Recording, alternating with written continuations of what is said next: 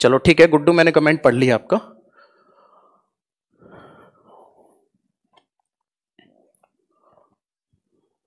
और बहुत पेशेंस के साथ पढ़ाई किया करो, आराम से चीजों को समझने की आदत डालो। ट्रिक वगैरह से हमेशा बच्चों में हर क्लास में मना करता हूं, ये दिमाग खराब कर देंगे। ट्रिक्स वगैरह जो होती हैं, इसको याद करने की ट्रिक, उसको याद करने की ट्रिक, कुछ नहीं यार।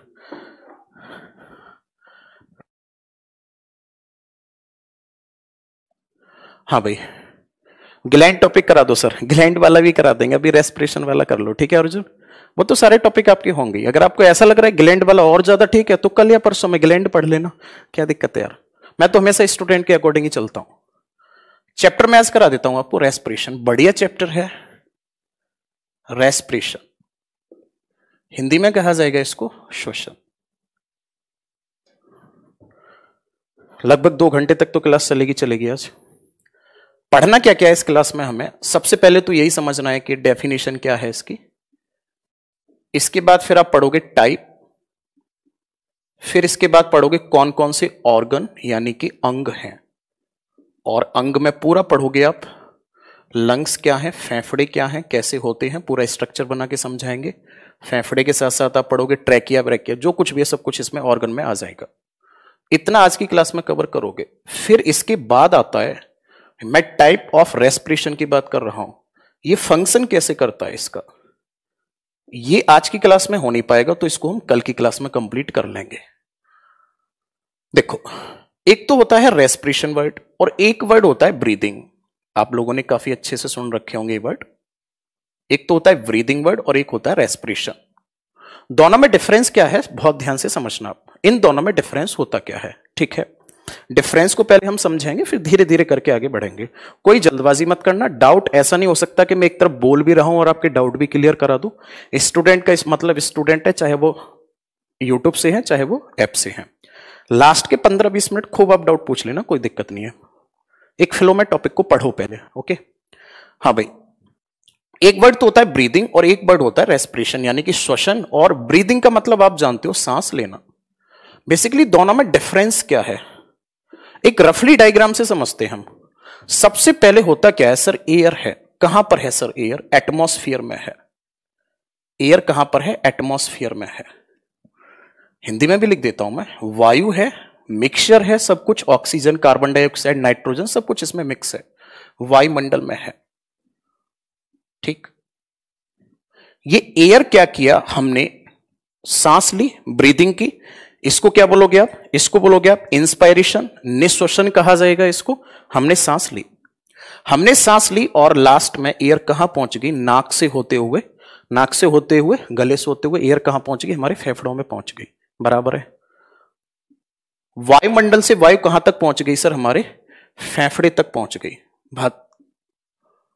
अब फेफड़े के बाद फिर क्या होगा, इसको फेफड़े के बाद क्या करेगा, जो ब्लड होगा, ब्लड क्या करेगा, ब्लड में ये ऑक्सीजन जो होगा ये मिक्स हो जाएगा, ठीक है ना।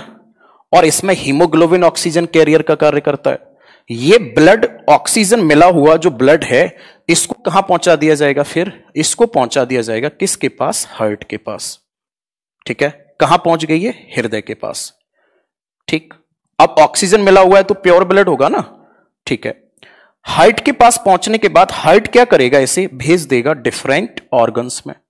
ये कहां भेजेगा सर, विभिन्न अंगों में भेज देगा, ठीक। एयर कहां पहुंच गई, अंगों में पहुंच गई। विभिन्न अंग जो होंगे इनमें क्या होंगी सर, सेल्स होंगी, कोशिका होंगी। अब बात को ध्यान से समझना, जो एनर्जी सब्सटेंस होते हैं, न्यूट्रिएंट्स होते हैं हमारे ब्लड में मिक्स जो होते हैं, सेल्स के अंदर क्या होगा, उनका ऑक्सीडेशन होगा। एग्जाम्पल ले सकते हो आप, ग्लूकोज। ग्लूकोज का क्या होगा सर, ऑक्सीजन की प्रेजेंस में रिएक्शन होगा, ऑक्सीकरण होगा। ऑक्सीकरण होने के बाद फिर सेल्स में क्या होगा सर, एनर्जी प्रोड्यूस होगी। क्या प्रोड्यूस होगी, एनर्जी, ऊर्जा उत्पन्न होगी। इस एनर्जी को क्या करेगा ब्लड, भाई सेल्स को क्या मिलना शुरू हो जाएगी, सेल्स को एनर्जी मिलना शुरू हो जाएगी। क्लियर है, मतलब यह हुआ कि यहां से शुरू किया हमने और यहां आके लास्ट स्टेप में जाकर खत्म किया। सामने जो कुछ भी लिखा हुआ है पूरा का पूरा एक कंप्लीट प्रोसेस जो है, यही रेस्पिरेशन कहलाता है। अब इस रेस्पिरेशन में आपने क्या किया, आपने जो इनटेक एयर थी ठीक है ना। Intake air used in production of energy by food. आपने क्या किया, इसको जो वायु ग्रहण की उस वायु को आपने कहां पे यूटिलाइज किया, उसका आपने यूटिलाइजेशन किया किसमें, ऑक्सीडेशन करने में। किसका, फूड कह लो या फिर ग्लूकोज कह लो या आप न्यूट्रिएंट्स कह लो। न्यूट्रिएंट्स का ऑक्सीडेशन करके एनर्जी प्रोड्यूस करने में आपने इसका यूज किया। तो ये एक कंप्लीट प्रोसेस हो गया। और ये कैसा प्रोसेस है सर, ये केमिकल प्रोसेस है। आप देखो ऑक्सीडेशन हो रहा है, रिएक्शन हो रही है जब एनर्जी प्रोड्यूस हो रही है। और ये एनर्जी किसकी फॉर्म में होती है, ये एनर्जी जो होती है वो एटीपी की फॉर्म में होती है, एडिनोसिन ट्राइफॉस्फेट, स्टोर्ड एनर्जी होती है। यही कारण होता है आज खाना खाने के बाद 2 दिन तक अगर मुझे खाना नहीं दिया जाए, आपको खाना नहीं दिया जाए, फिर भी हम जिंदा रह सकते हैं। क्यों, क्योंकि हमारी बॉडी में एनर्जी जो है वो स्टोर्ड है। ठीक है, अब बात को ध्यान से समझना। ये कंप्लीट जो प्रोसेस है इसको क्या नाम दिया, रेस्पिरेशन नाम दिया। अब रेस्पिरेशन कितने टाइप का होगा, रेस्पिरेशन को डिवाइड कर दिया जाता है सर 3 टाइप में।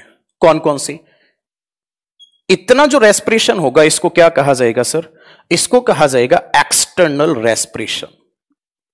इसको क्या कहा जाएगा सर, एक्सटर्नल रेस्पिरेशन कहा जाएगा। यानी कि हिंदी में आप बोलोगे इसको बाह्य श्वसन कहा जाएगा। क्लियर है ना, क्या कहा जाएगा, बाह्य श्वसन कहा जाएगा इसको। बात बराबर है। अब फेफड़े जो होते हैं, फेफड़ों से क्या होगा, टिश्यू के माध्यम से, ऊतकों के माध्यम से एयर में से क्या निकालेंगे भाई, इसका कार्य क्या होता है फेफड़ों का, एयर का क्या करना, फिल्ट्रेशन करना। ठीक है ना, इसमें क्या करेंगे भाई, ब्लड को फिल्ट्रेट करेंगे। ऑक्सीजन काम की होती है, ऑक्सीजन को क्या करेंगे, मिक्स कर देंगे। नाइट्रोजन का कोई यूज नहीं होता, नाइट्रोजन को क्या करेंगे, ये बाहर निकाल देंगे। चलो, अब यहां पे क्या हो रहा है, जो ऑक्सीजन है वो पहले हार्ट में जा रही है, फिर ऑर्गन में, फिर सेल्स में। इसको क्या कहा जाएगा, ये सेकंड टाइप होता है ट्रांसपोर्टेशन ऑफ गैसेस। ये क्या है सर, ट्रांसपोर्टेशन ऑफ गैसेस। ध्यान से सुनना, ये क्या है सर, ट्रांसपोर्टेशन ऑफ गैसेस। यानी कि हिंदी में बोलोगे आप इसको क्या, गैसों का परिवहन। क्या हुआ, गैसों का परिवहन हुआ। तीसरे स्टेप में क्या होगा, ये तो फर्स्ट हो गया। सेकंड स्टेप कौन सा हो गया, गैसों का ट्रांसपोर्टेशन हो रहा है। तीसरे स्टेप में क्या हुआ सर, सेल्स के अंदर ऑक्सीडेशन लगातार चल रहा है और क्या हो रही है, एनर्जी प्रोड्यूस हो रही है। तो जो थर्ड स्टेप है इसको कहा जाता है सेलुलर रेस्पिरेशन। इसको क्या कहा जाता है सर, सेलुलर रेस्पिरेशन कहा जाता है। यानी कि आप हिंदी में क्या बोलोगे इसको, हिंदी में कहा जाएगा सर कोशिकीय श्वसन। टोटल कितने टाइप हुए, 3। मतलब 3 स्टेप मिलकर एक रेस्पिरेशन, कंप्लीट रेस्पिरेशन को बना रहे हैं। अब ब्रीदिंग क्या हुआ, ब्रीदिंग जो है वो एक प्रकार का एक्सटर्नल रेस्पिरेशन है। भाई ब्रीदिंग के अंतर्गत आप क्या करते हो सर, एक तो इसमें इंस्पायरेशन करते हो आप, और एक क्या होता है सर, एक होता है एक्सपायरेशन होता है। बात बराबर है ना। इसको कहा जाता है निश्वसन और इसको कहा जाता है निःश्वसन। मतलब इसमें क्या करोगे आप, एयर को क्या करोगे, एयर क्या करेगी बॉडी में, एंटर, और इसमें क्या करेगी, एयर एग्जिट करेगी। तो ब्रीदिंग जो है वो एक प्रकार का क्या है, एक्सटर्नल रेस्पिरेशन है। अब आप एक लाइन में ये भी तो कह सकते हो, breathing is a part of respiration. Breathing जो है वो क्या है, श्वसन का एक भाग है। बात क्लियर है। क्या ब्रीदिंग में कोई एनर्जी प्रोड्यूस हुई, नहीं। ये क्या है, एक तरह से ट्रांसपोर्टेशन है, ये एनर्जी प्रोड्यूस इसमें नहीं हुई। ठीक है ना। फिर क्या हुआ इसमें, रेस्पिरेशन में क्या हुआ सर, रेस्पिरेशन में एनर्जी जरूर प्रोड्यूस होगी। अब कब कितनी एनर्जी प्रोड्यूस होगी, ये वाली बात हम लोग समझना शुरू करेंगे। ओके चलो ये बताया मैंने आपको ब्रीदिंग में और रेस्पिरेशन में क्या डिफरेंस होता है, और रेस्पिरेशन जो है वो कितने स्टेप में पूरा होता है या कितने टाइप होते हैं, 3 होते हैं सर, एक्सटर्नल, और दूसरा ट्रांसपोर्टेशन ऑफ गैसेस, और तीसरा बताया मैंने आपको कौन सा, तीसरा है सर सेलुलर रेस्पिरेशन।